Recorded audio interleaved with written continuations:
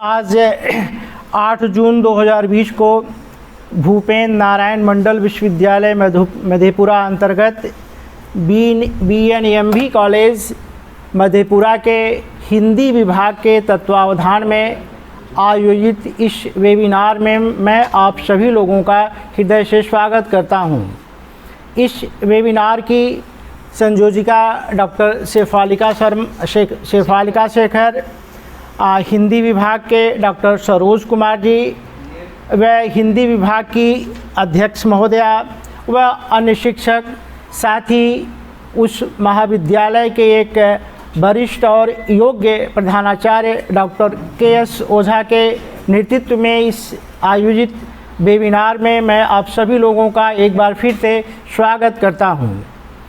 इस लॉकडाउन में या कहिए सोशल डिस्टेंसिंग को ध्यान में रखते हुए इस वेबिनार का क्या महत्वपूर्ण भूमिका हो सकती है हमारे शिक्षा के क्षेत्र में, या सेमिनार आदि कराने वाले जो तत्व हैं उनके क्षेत्र में इसकी कल्पना करना बहुत ही मुश्किल है। कम से कम इस लॉकडाउन की अवधि में सोशल डिस्टेंसिंग की जो व्यवस्थाएं सरकार और केंद्र सरकार ने किया है, ऐसे में आवश्यक है कि हम अपने विचारों, अपने भावनाओं को आप सभी लोगों तक पहुंचाएं, या आप सभी लोगों के विचार और भावनाओं को हम लोग ग्रहण करें। इसके लिए ये वेबिनार एक सशक्त माध्यम बन कर के सामने आ रहा है। और ऐसे में आज जो उपस्थित इस वेबिनार में हमारे विद्वान शिक्षक हैं, ऐसे डॉक्टर अवधेश त्रिपाठी जी और डॉक्टर अमिश वर्मा साहब को मैं विशेष रूप से स्वागत कर रहा हूं।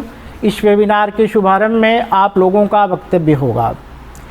इस वेबिनार का जो विषय है समकालीन संदर्भ में भक्तिकाल का पुनर्पाठ। हिंदी साहित्य के क्षेत्र में यह सर्वविदित है कि भक्तिकाल जो है एक स्वर्णिम काल के रूप में माना जाता है। भक्ति मार्ग कहना नहीं चाहिए, ये अज्ञानी, अशिक्षितों और ऐसे व्यक्ति जो कि बिल्कुल पढ़े लिखे नहीं हैं, वो उनके लिए ये भक्ति का मार्ग जो है वो बिल्कुल सरल और सहज मार्ग होता है। ज्ञान मार्ग या ज्ञान योग जो कह लीजिए, कर्म योग में किम कर्मेति किम अकर्मेति कवयो अप्यत्र मोहिता वाली बात आ जाती है। क्या करें क्या न करें, ये विद्वानों को भी बड़े बड़े संशय में डाल देता है। ज्ञान मार्ग जो है आपका, ये तो बहुत बड़े ज्ञानियों के लिए ही संभव हो पाता है और अंततः संदेह बना ही रहता है। लेकिन ये जो भक्ति मार्ग है आपका हिंदी साहित्य में, ये निश्चित रूप से कोई भी हो, किसी भी स्तर का है, पढ़ा है तो भी, नहीं पढ़ा है तो भी, अशिक्षित है, अज्ञानी है, सभी के लिए भक्ति मार्ग समान रूप से उसी परम तत्व के द्वार को खोलता है जिस परम तत्व के द्वार तक पहुंचने के लिए निष्काम कर्म योगी आजीवन निष्काम कर्म करता है, या ज्ञान योगी पूरे जीवन ज्ञान की आराधना करता है, ज्ञान की शरण में रहता है। आज उसकी पुनर्पाठ करने की आवश्यकता हिंदी साहित्य के प्रेमियों को महसूस हो रही है। इसका एकमात्र कारण हमारे ख्याल से ये है कि आज के परिवेश में जो ये भक्ति मार्ग है आपका, ये जो भक्ति योग है आपका, इसके लिए पुनर्पाठ की आवश्यकता इसलिए आन पड़ी है कि हम उसकी तरफ से थोड़ा सा विमुख हो गए हैं। हमारा समाज विमुख हो गया है, हमारा परिवार विमुख हो गया है, हमारा राष्ट्र विमुख हो गया है, या जो भी कहिए इस क्षेत्र में हम उससे अलग हो गए हैं। इसलिए इसकी आज पुनर्पाठ की आवश्यकता आ पड़ी है। भक्ति मार्ग जिसे कि सही माने में कहा जाता है, वो क्या कहते हैं, गूंगे के स्वाद की भांति अवर्णनीय भी होता है। आप भक्त की किसी भी तरह से व्याख्या नहीं कर सकते हैं। जिस तरह से गूंगे को आप मीठा फल खिला दीजिए और पूछिए कि क्या बताओ इसका स्वाद कैसा है, चूँकि वह गूंगा है इसलिए ये नहीं बता पाता है उसका स्वाद कैसा है, लेकिन वह उस स्वाद का अनुभव अवश्य करता है। ठीक यही स्थिति भक्त मार्ग में भक्त की होती है। भक्त जो होता है वह किसी भी रूप में उसकी जो स्थिति होती है अवर्णनीय होती है, उसको कह नहीं सकता। क्यों नहीं कह सकता? क्योंकि भक्त की सही माने में कही तो वहाँ पर अद्वैत भाव आ जाता है।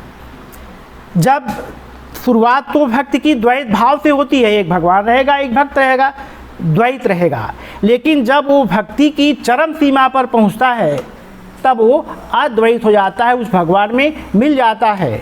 सायुज्य, सानिध्य, सारूप्य, सालोक्य के तहत तो पूरी तरह से भगवान में मिल जाता है। तो द्वैत भाव से भक्ति की भक्ति भाव शुरू किया जाता है, यानी एक भक्त होता है दूसरा भगवान होता है। फिर यही बात ज्ञान मार्ग के लिए या ज्ञान योगियों के लिए अगर हम पाते हैं या कर्म योगियों के लिए पाते हैं तो दूसरे रूप में व्याख्यायित करते हैं। लेकिन शुरुआत करता है वह द्वैत भाव से, एक भगवान है और एक भक्त है। लेकिन वह भक्त जब अपने भक्ति की चरम सीमा पर पहुंचता है तो वह नॉन डुअल अद्वैत का अनुभव करता है। सर्वो ममायम विभय इत्येवं परिजानतः है विश्वात्मना विकल्पानां प्रसरेपि महाचिता। ये पूरे विश्व का प्रसार अनुभव करता है भक्ति की, वो उसी का है, कोई दूसरा है ही नहीं है। लेकिन ध्यान इस बात का रखना है कि जब हम शुरू करते हैं भक्ति तो निश्चित रूप से वहाँ पर हम द्वैत भाव से, द्वैलिज्म से शुरू करते हैं। एक भगवान होता है और एक भक्त होता है। हिंदी साहित्य में आज इसके पुनर्पाठ की आवश्यकता आन पड़ी है। पुनर्पाठ की आवश्यकता आज के हमें अपने समाज के लिए, राष्ट्र के लिए, समुन्नत विकास के लिए, वसुधैव कुटुंबकम की स्थापना के लिए, सा विद्या या विमुक्ति जैसे आदर्श वाक्य को चरितार्थ करने के लिए ये आवश्यक है कि हम भक्ति के शरण में जाएं। जब तक हम उसकी शरण में नहीं आते हैं कुछ भी नहीं कर सकते हैं। मैंने पहले कहा ज्ञान योगियों के लिए बहुत ज्ञान की आवश्यकता होगी और वो पूरे जीवन ज्ञान प्राप्त करते करते अंत में संशय बना ही रहता है। ध्यान रखिएगा ज्ञान, क्योंकि ज्ञान का एक महत्वपूर्ण पहलू संशय भी होता है, वो संशय बना ही रहता है। लेकिन एक भक्त के लिए जो कि अज्ञानी है, अशिक्षित है, कोई संशय नहीं होता उसे। द्वितीय और नास्ति, दूसरा है ही नहीं। जिसकी वो आराधना कर रहा है उसी की शरण में चला जाता है। गीता में कहा गया, आप लोग सुने होंगे, न मे पार्थास्ति कर्तव्यम त्रिश्लोके किंचन नान्वाप्तम अवाप्तव्यम भर्त्यो च कर्मणि। मेरे लिए तीनों लोकों में कुछ भी करना बाकी नहीं है, फिर भी मैं कर्म करता हूँ। इसलिए वो खुद कहते हैं कृष्ण, किससे? अर्जुन से, कि सर्वधर्मान परित्यज्य माम एकम शरणम व्रज अहम त्वाम सर्व पापेभ्यो मोक्षयिष्यामि मा शुचः। कहते हैं सर्वधर्मान परित्यज्य माम एकम शरणम व्रज, सब कुछ को छोड़ करके मेरी शरण में आ जाओ। अहम त्वाम सर्व पापेभ्यो मोक्षयिष्यामि मा शुचः, मैं तुम्हें सभी पापों से मुक्त कर दूंगा, ऐसा मैं तुम्हें विश्वास दिलाता हूँ।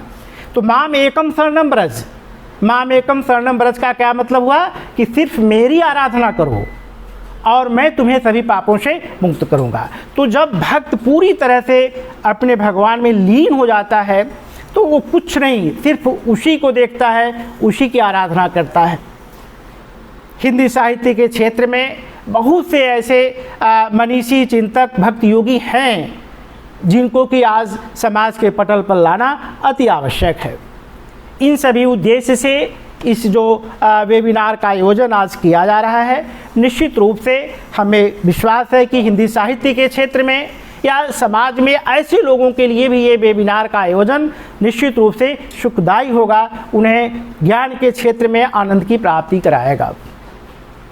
ज़्यादा कुछ नहीं कह करके इस आज के वेबिनार का मैं एक प्रकार से उद्घाटन कर रहा हूं और इसकी अच्छी तरह से सफलता के लिए मैं ईश्वर से कामना करता हूं कि ये वेबिनार का आयोजन अच्छी तरह से सफल हो और जो हमारे विद्वान वक्ता भक्ति मार्ग का, भक्ति काल का पुनर्पाठ करने के लिए एकत्रित हुए हैं या वेबिनार के आयोजन में हिस्सा ले रहे हैं, वो निश्चित रूप से एक भक्ति मार्ग का एक सशक्त पाठ अपने प्राचीनता अतीत को लेते हुए वर्तमान में रखने का प्रयास करेंगे।